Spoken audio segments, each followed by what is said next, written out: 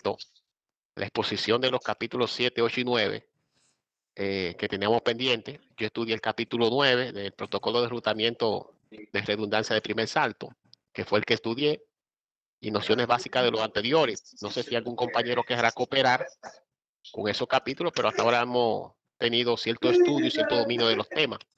Si usted considera pertinente explicarlo ahora o cuando la clase esté casi al terminar, usted decide para adelantar los temas.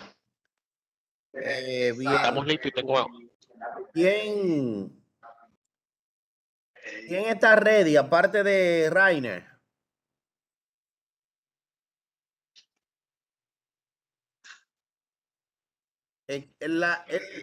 Los compañeros de Rainer, o aparte de Rainer, ¿quién más acompaña a Rainer en el proceso? ¿Eran un grupo? ¿Los demás no se prepararon?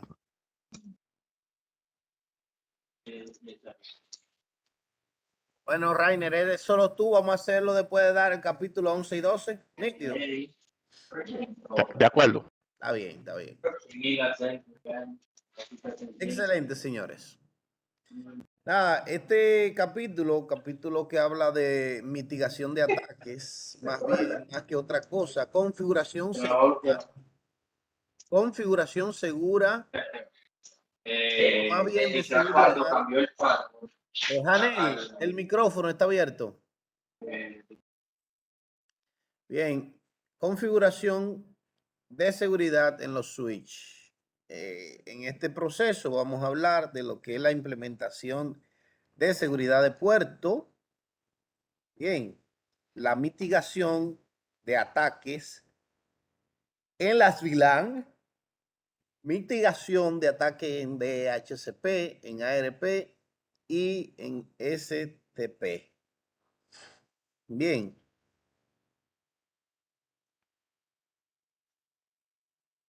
Este capítulo pues nos data información de lo que es seguridad de puerto.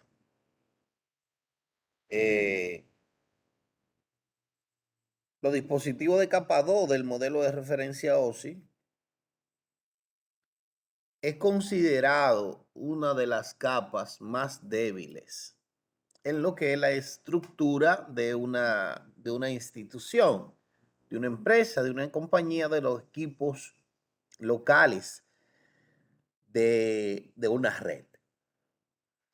Son dispositivos sencillos y donde tienen acceso los usuarios, obviamente, y esa es una de las principales razones, porque el usuario está directamente conectado a un switch. Ahora bien, eso obliga a que sea la capa más, a la capa que tienen acceso todos. Deben las personas que se dedican a lo que es el proceso de entrada ilegítima a las estructuras de red, debe ser esa la capa que ellos impacten de manera primaria, porque no pueden atacar ningún protocolo adicional sin asegurarse de que esa capa tenga debilidad o entrada. Ok, ahora las amenazas se ven mitigadas con algunas soluciones de capa 2. Se ven reducidas. Afectan al funcionamiento libre, de libre acceso de esas personas que tienen acceso no autorizado. Porque una red no solo se ve atacada por un hacker. Una red se ve atacada por cualquier individuo con conocimiento X que quiere acceder a la red sin autorización. Un método simple para nosotros poder asegurar nuestra red es seguridad de puerto. Y no solamente colocarle la seguridad a los puertos, o sea, port security, sino también especificarle una acción donde dice que si esa política que nosotros establecimos es violada en algún momento, que realice una acción, que esa acción puede ser deshabilitarse, inhabilitarse, puede ser incluso apagarse el puerto de manera lógica. Obviamente, una solución de mitigación bastante importante. Para configurar un rango de un switch, sabemos que debemos utilizar el comando interface range. Ok, tú quieres apagarlo todo, o quieres encenderlo, o quieres aplicarle una política a una X cantidad de puertos. Por ejemplo, en este caso dice interface range, fácil del 0/8, espacio guión espacio 24. Eso quiere decir, mira, lo que yo te voy a establecer ahora va dirigido al puerto del 8 al 24. Por ende, yo solo estoy utilizando 7 puertos. Entonces, una opción segura para la mitigación es que los puertos que tú no estés utilizando lo apagues. Simple como eso. Simple como eso. En vez de tú, si tú tienes una casa con 10 puertas y tú estás usando 2, lo más seguro es cerrar las otras puertas, no poner un guachimán en ella. Entonces dice, mira, para mitigación de los puertos, de los ataques, recomendablemente los puertos que tú no estás utilizando, apágalo.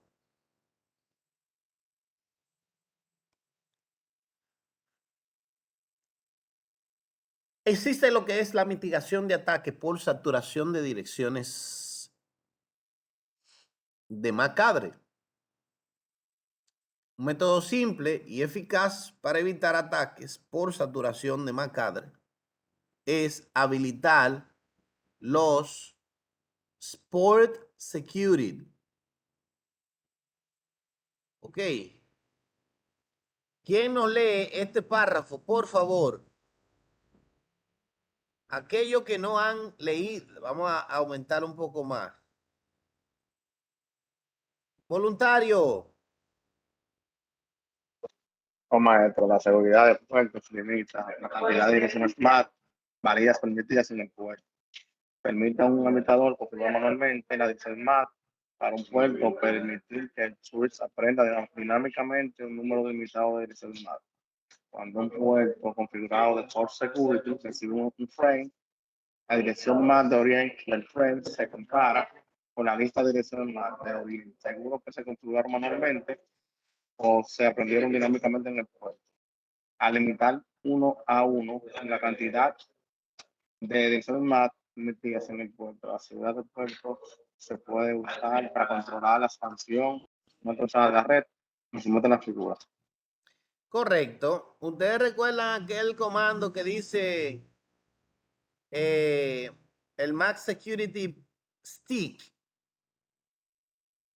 donde te dice, mira, tú me vas a prender en ese puerto tal MAC-Adre. La prende de manera estática, pero en el momento que tú recibes el primer mensaje, tú esa MAC-Adre origen la va a guardar y ya tú no me vas a permitir más puertos aquí. Más MAC-Adre.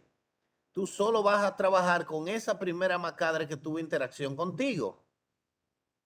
Cuando se conecte alguna otra, dile que tú no estás disponible.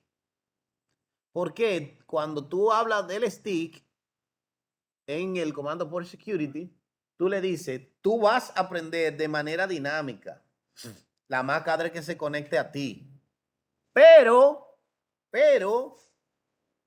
tú a partir de ahí ya no vas a aceptar a ninguna otra MAC-Adre. Ahora, tú podrías decirle, tú me vas a aceptar la primera 2 o 3 MAC-Adre en ese puerto. Las primeras 3 que se conecten Son las únicas que se van a conectar siempre aquí. Y si no son esas, inhabilítate o simplemente dile que tú no estás disponible.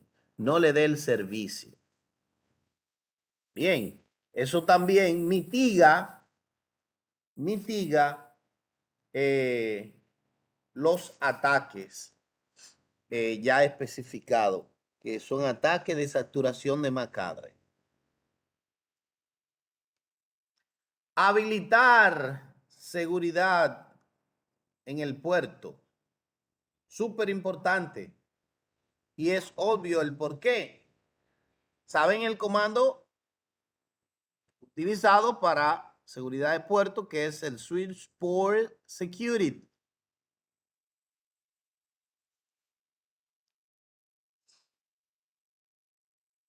Switch Port entra al puerto,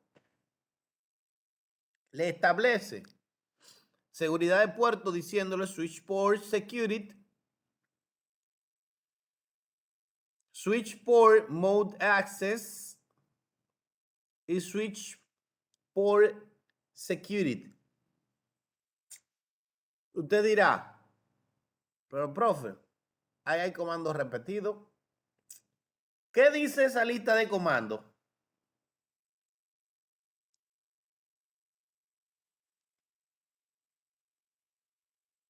¿Quién me establece cuál error hubo ahí?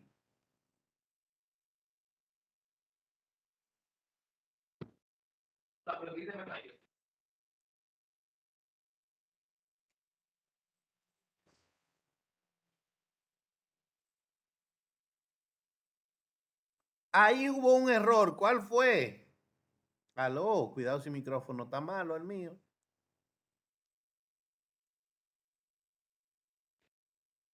Le digo, profesor, ¿cuál fue el error? Por favor. Sí, mire, se da el caso de que cuando se inició la interfaz fase del DSO1, se accesó directamente al puerto de seguridad sin antes accesar al modo de acceso. Primero se accesa al modo de acceso y luego se aplica la sección del puerto de seguridad y ahí salvaguardamos la entrada de seguridad a ese puerto, a fase de D1, hasta donde se ve el caso. Muy bien. Para nosotros trabajar con seguridad de puerto, el puerto debe estar en modo acceso. Y ese puerto estaba en modo dinámico. Dynamic Port. Dice comando restringido. La fase IDERNE1 está como un puerto dinámico. Y la seguridad de puerto se establece en los puertos de acceso, no en los Dynamic Port. Bien. Eso es importante, manejarlo, el concepto. Switch Port Security Interface Facility 0/1, o sea, te da, o más bien te muestra la seguridad de puerto asignada a un puerto como tal. Dice, mira, seguridad de puerto está habilitada, el estatus es secure down. Si tiene el modo de violación, si tiene algún parámetro y dice, bueno, mira, el violation mode es shutdown, o sea, si hay una política aplicada, lo que va a hacer es que se va a apagar, entre otros detalles mencionados ahí. Switchport Security, signo de interrogación, te muestra los comandos que tú puedes realizar ahí. Ok. Against, MAC address, Maximus y violation, en este caso de shutdown. Ok. Bien.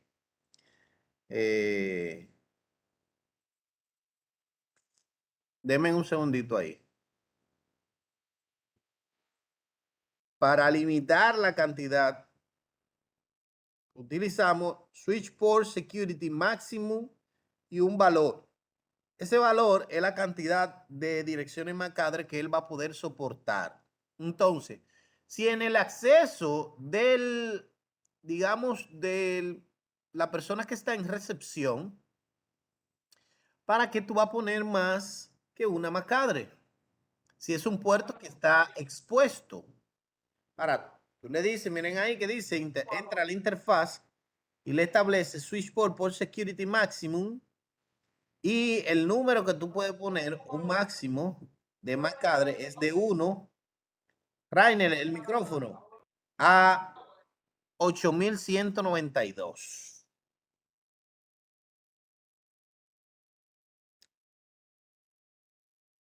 Configuración de manera manual o switch port security, MAC y la dirección MAC. Si tú quieres que se aprendan de manera automática, switch port security, MAC stick. ¿Cómo nosotros lo realizamos todo simultáneamente? Entramos a la interfaz, decimos switch port mode access, luego switch port security porque es el comando que habilita seguridad. Después le dice switch port security maximum 2 o switch port security MAC la dirección MAC o switch port security, bueno, o no, y switch port security MAC stick. Eso es.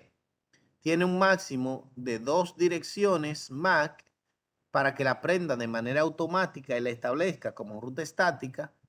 También te estoy agregando esta que es estática manual y esas dos MAC que son automáticas, tú te la vas a aprender y cuando te la aprenda, este comando final te dice, cuando te la aprendas, establécela como MAC estáticas. Y miren aquí, te dice, bueno, mira, hay una MAC que fue estática, configurada de manera estática, y otra fue aprendida por el stick.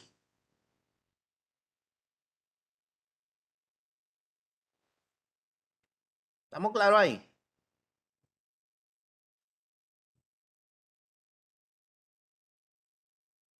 Dice aquí, switch port, comandos, siguiente, switch port por security. Again times 10. O again, más bien. Bien. Type inactive. O sea, mira, que dure, que tenga, o ese ejemplo muestra que el administrador está configurando un tipo de vencimiento de inactividad para que se venza. Solo puede conectarse, tiene una cantidad de vencimiento, aún la que están autorizadas de 10.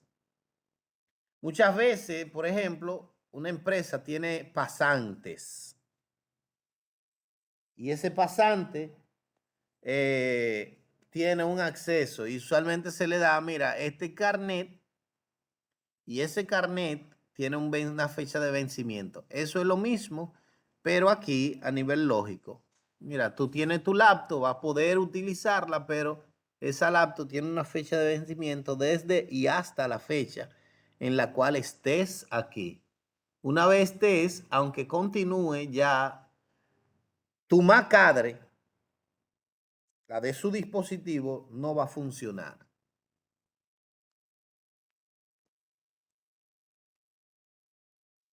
Switch port security violation. Eso es, yo estoy identificando cuáles son las posibles violaciones, cuáles son las reacciones a las violaciones de una política de seguridad. Después de establecer al puerto que se proteja, que se restrinja o que se apague.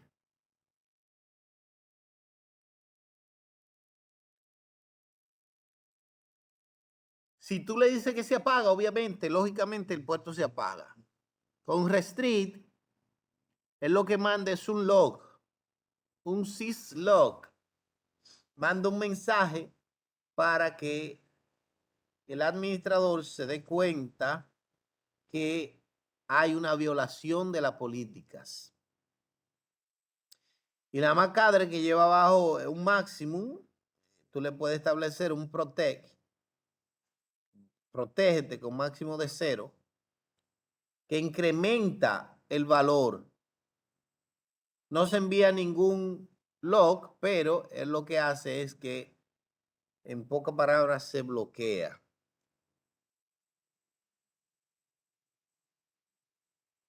Bien. ¿Preguntas? Aquí están los comandos, los diferentes comandos: violation shutdown, restrict o syslock. Los comandos show de seguridad de puerto, show por security, show por security interface fácil del netal, el show running config, que obviamente te muestra cuáles han sido la seguridad de puerto que se han configurado en el momento. Show por security address, la dirección específica. Y al final tenemos un comprobación de sintaxis. Entonces, para nosotros, pues, ejecutar los comandos que nos fueron mencionados aquí. Y un PKA. PKA para nosotros, pues, es trabajar la parte de configuración en Packet Tracer automático.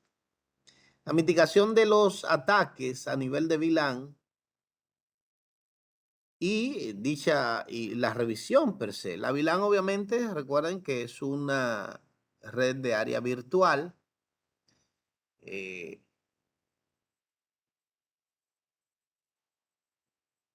La VLAN puede tener ataques de diferentes maneras. Entre ellos, obviamente, está la mitigación de los ataques de salto. Se pueden mitigar, como dijimos, con los switch port, la seguridad de puerto. Ahora, nosotros podemos establecer un puerto desde modo troncal. Primero acceso. Deshabilite los puertos no utilizados. Ok. Activen manualmente los puertos troncales. Eso quiere decir inhabilite el DTP. Porque el DTP es el que puede establecer puertos troncales de manera automática. Establezca VLAN nativa que no sea la VLAN 1, porque la VLAN 1 es la que viene por defecto.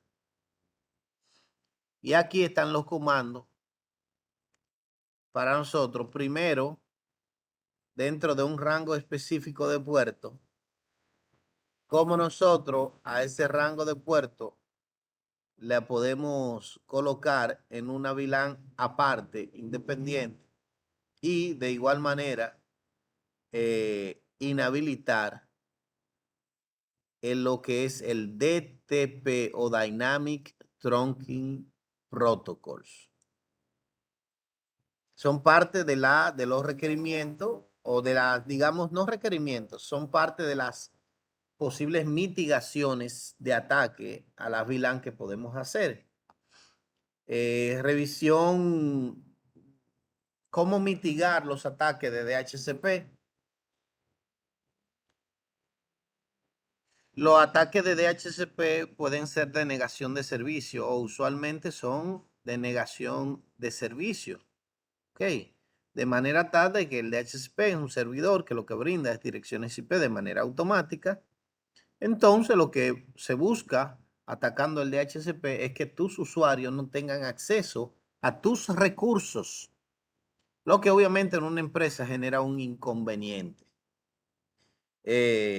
Claro, existen lo que son las suplantaciones de los DHCP, que bien popular, pero que para tener una suplantación de DHCP el individuo debe formar parte de la estructura. Tú desde afuera no pueden haber suplantaciones. Esos son ataques internos que nosotros tenemos que protegernos de ellos de manera interna. Obviamente es importante también, lo recomendable es tener pues varios DHCP y esos DHCP que estén en puerto, que tengan seguridad de puerto. Y si tú aplicas la seguridad de puerto y el stick y el estado de la violación de cada uno de los puertos, donde también eso se puede, obviamente, coordinar con servidores. ¿Ok? Coordinar con servidores para fines de que esos servidores pues tengan seguridad un poco más loable. Pasos para implementar DHCP snooping. Usted va a utilizar los siguientes pasos. Eso es para usted proteger más lo que es el DHCP. Habilite la inspección de DHCP mediante el comando DHCP snooping, que lo que busca es verificar de manera constante si ese es el DHCP legítimo. Los puertos de confianza, los que están conectados o los que usted sabe que son de confianza, utiliza el comando de configuración en la interfaz IP DHCP snooping through. Eso lo que hace es, mira, por esta vía tú vas a determinar, como dijimos, que este puerto es confiable. Porque usted le tiene MAC-address stick o una MAC-address estática. Limite la cantidad de mensajes de descubrimiento de DHCP que puede recibir por segundo en los puertos no confiables mediante DHCP Snooping Limit Rate. En el modo de configuración de interfaz, usted le ejecuta este comando y él lo que va a decir es, bueno, como una PC lo que me puede enviar de manera lógica son tantos mensajes de DHCP, o sea, digamos que 3 mensajes, limítelo a esa cantidad, porque muchas veces digo, bueno, mira, por segundo yo estoy recibiendo 8 mensajes o 10 mensajes por segundo, o 2 mensajes, digamos, para poner la cosa. O sea que en un radio, en un tiempo de 60 segundos, yo voy a estar recibiendo 120 mensajes. Entonces no debe ser. O sea, es una locura. Lo que, si está sucediendo eso, tú estás recibiendo un ataque de DHCP. Entonces tú dices, bueno, mira, no me reciba más de 2, de 3, de 4, de 10, de esa cantidad. ¿Ok? Porque si excede a esa cantidad, entonces afecta el rendimiento y la productividad. ¿Ok? Habilite la inspección de DHCP por VLAN o por un rango de VLAN utilizando el comando de DHCP snooping y el número de la VLAN en modo de configuración global. O sea que por VLAN tú puedes establecer lo que es la inspección de DHCP. Esto es un ejemplo de configuración de DHCP. Miren que hay un puerto que es confiable, que es el del servidor, y otro que no es confiable porque es del usuario. Y se supone que nosotros no debemos confiar en lo que es en lo que es el usuario. Modo de configuración global, IP DHCP snooping, entra a la interfaz y le establece IP DHCP snooping through, diciéndole, mira, este es un puerto confiable. Y si observan, al puerto que le está estableciendo como confiable es al 5. Bien. entra a los demás puertos del 5 al 24 y dice IP de DHCP snooping limit rate 6. Mira, no me reciba más de 6 solicitudes de DHCP en el periodo delimitado. Un periodo de DHCP. Y en modo de configuración global le dice IP de DHCP snooping VLAN 5, 10, 50, 51 y 52. O sea, tú me vas a aplicar esa política de inspección en estas VLAN. Ok. Aquí obviamente vienen los comandos show y ahí es todo. O sea, snooping lleva la intención de poder proteger a nivel de DHCP el servidor per se. ¿Cómo nosotros podemos mitigar los ataques de ARP? Que son ataques obviamente que van dirigidos a la capa 2 del modelo de referencia OSI. ¿Estamos claros? Eso lo que busca los ataques de ARP es, digámoslo así, que desactualizar la tabla de direccionamiento de un dispositivo con la intención de que los mensajes legítimos sean inaccesibles. Un ataque típico del actor amenazante puede evitar respuesta ARP. Los hosts de la subred y la dirección MAC se ven amenazadas. ¿Ok? Pueden inhabilitar el acceso a la dirección IP del default gateway. ¿Pero por qué inhabilitarlo? ¿Es con un comando? No. Es que como los switch pueden aprender de todos los puertos, salvo del puerto donde recibió un mensaje, o sea, envía la información por todo, él lo que hace es una tormenta de broadcast. Al hacer una tormenta de broadcast, cuando tú vas y dices, bueno, esta información yo la perdí por el puerto 1 y la misma información te llega por el puerto 10 y la misma información te llega por el puerto 4 si la red es redundante. Entonces, cuando tú quieres acceder a esa dirección destino, dice, bueno, pues yo tengo 3 destinos, era el 4 y ahora el 2, y luego el 2, entonces ahora es tal. Y eso hace que el dispositivo se establezca como inaccesible. O se ralentice el acceso, porque al final nada más no es solo la la inaccesibilidad.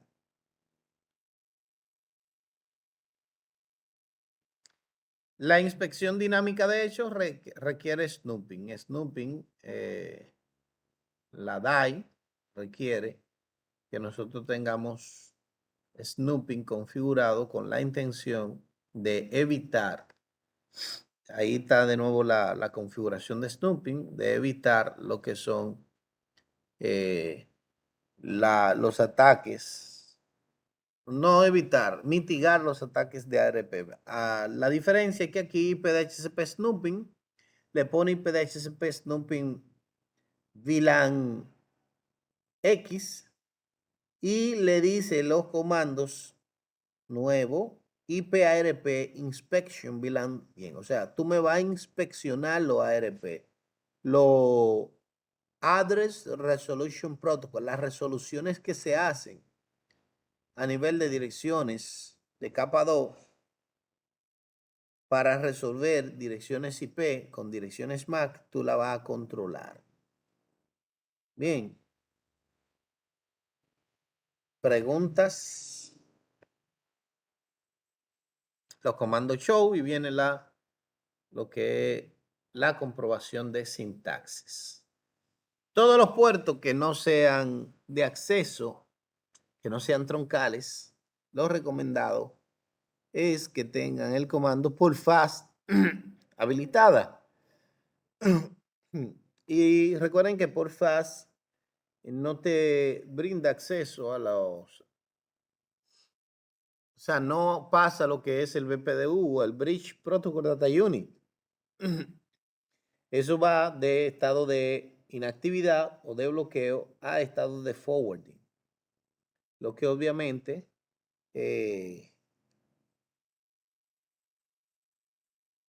no va a permitir que el DTP pueda funcionar en un puerto que tiene configurado por FAS. Pero también la mitigación de lo que es el Spanning Tree Protocol, protocolo de árbol de extensión, puede establecer sus ataques, especificando un servidor STP diferente. ¿Cómo es así? Bueno, tú sabes que el STP o el Spanning Tree lo que busca es poder llegar al switch raíz. Y los mensajes, todas las tramas van dirigidos al switch raíz. Esas tramas que van al switch raíz, pues si tú la desvías, se hace básicamente más inaccesible la comunicación de los dispositivos al servidor legítimo. Ok, esto es comprobación de Spanning Tree y demás. Aquí, obviamente, tenemos un espacio para lo que es la práctica de Packet Tracer. Hay varios laboratorios, configuración de seguridad en un switch, y esas configuraciones aquí te está indicando cuáles son los elementos que datan con respecto a la seguridad que se habla en este capítulo. Obviamente, aquí ya el capítulo 12 pues data información de lo que son el funcionamiento de wireless LAN. Ok. El día ese lo vamos a hacer un stop para que nuestro compañero tenga el espacio de poder hacer su ponencia, su exposición. Y ya el próximo día nosotros hablamos de los capítulos 12 y 13, que es concepto de wireless LAN, conceptos de wireless LAN y configuración de wireless LAN o WLAN. Esos dos capítulos se dan y ahí finaliza ese módulo. ¿Preguntas? Bien, hacemos un stop ahora para dejar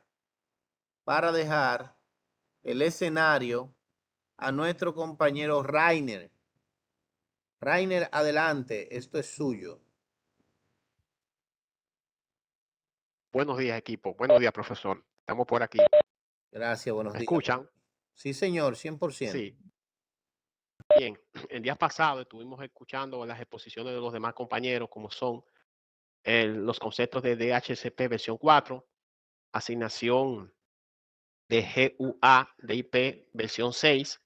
Y en el día de hoy, pues para ir variando los temas, vamos a completar el tema de conceptos de protocolo de enrutamiento de primer salto, o FHRP.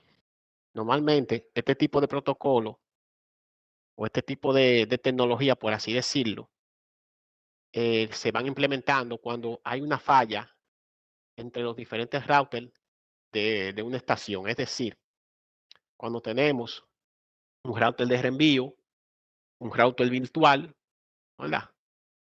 Un router de reserva, en la cual nosotros podemos configurarlo basado en una alternativa cuando surge un problema o surge un conflicto en el momento de la producción de la red, sin que esta conectividad se interrumpa, por así decirlo. Entonces, todo esto surge como una serie de limitaciones del gateway predeterminado, que si falla un router o una interfaz de router, entiéndase una interfaz de gateway. Tenemos un enrutador virtual que se configura con la dirección IP del router de reenvío, que es la puerta de enlace, y la MAC address.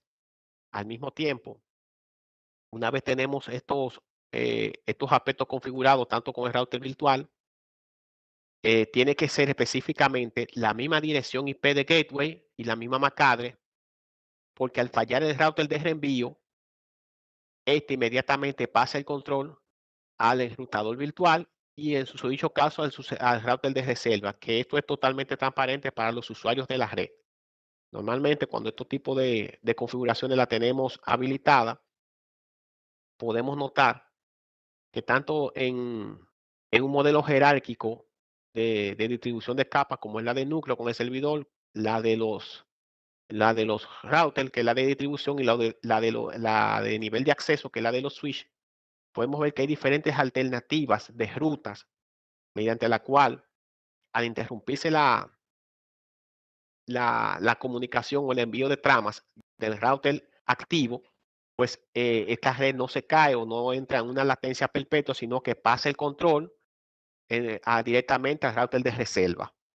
Entonces, debemos también tener presente que por lo general los dispositivos finales o terminales se configuran con una única dirección IP versión 4 para un gateway predeterminado, y luego de esto, esta dirección IP no se modifica cuando cambia la topología de la red, sino que puede llegar a ser una dirección IP de versión 4 de gateway predeterminado para el dispositivo local, que este no puede enviar los paquetes a todo el segmento de red si existe una interrupción. En ese orden de ideas, este protocolo de enrutamiento de primer salto, ¿por qué se le llama primer salto? Porque normalmente surge desde el primer router donde se encuentra la dirección IP de gateway para tener conexión a la red externa, por así decirlo. Ahora bien, cuando hay una falla, obviamente, como se mencionó anteriormente, eh, el enrutamiento no se interrumpe, sino que pasa el control directamente al router de reserva, que tiene la misma dirección IP y la MAC address que el router activo o el router de reenvío. También podemos hablar aquí en este próximo slide que tenemos una serie de prioridades establecidas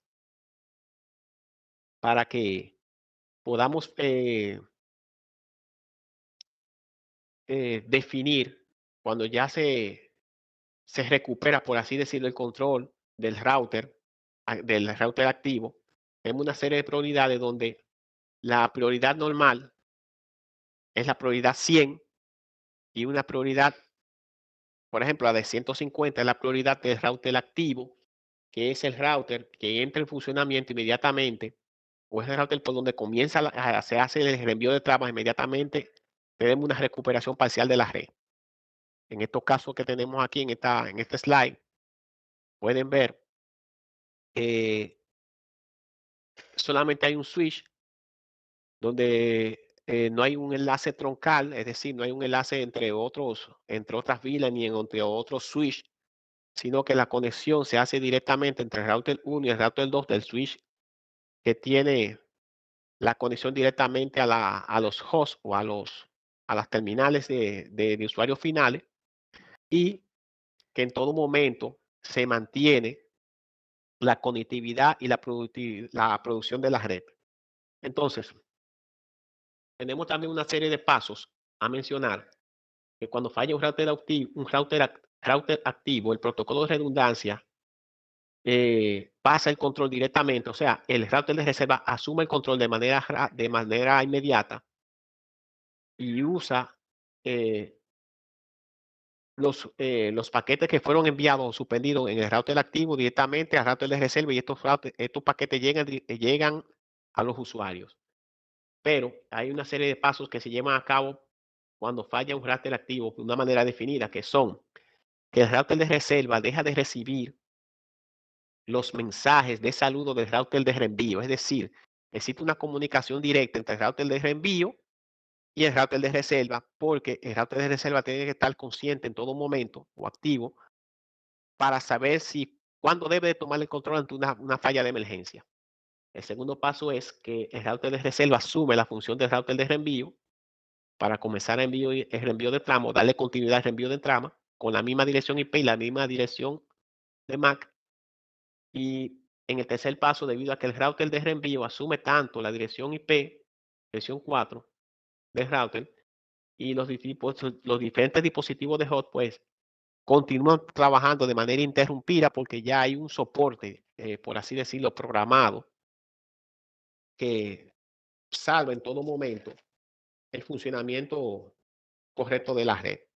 Hay que puntualizar que en dado caso, si una red no se configura con un protocolo de enrutamiento de primer salto, hay otras opciones que no son favorables ni recomendadas, como son la configuración de cliente por cliente, que una vez se cae nuestro router, por así decirlo, el router principal, hay que hacer una configuración de nuevo de cada una de las gateways, o sea, configurar cada equipo con cada una de las gateways de cada router, y lo cual conlleva mucho tiempo y carga administrativa, que esa sería una opción.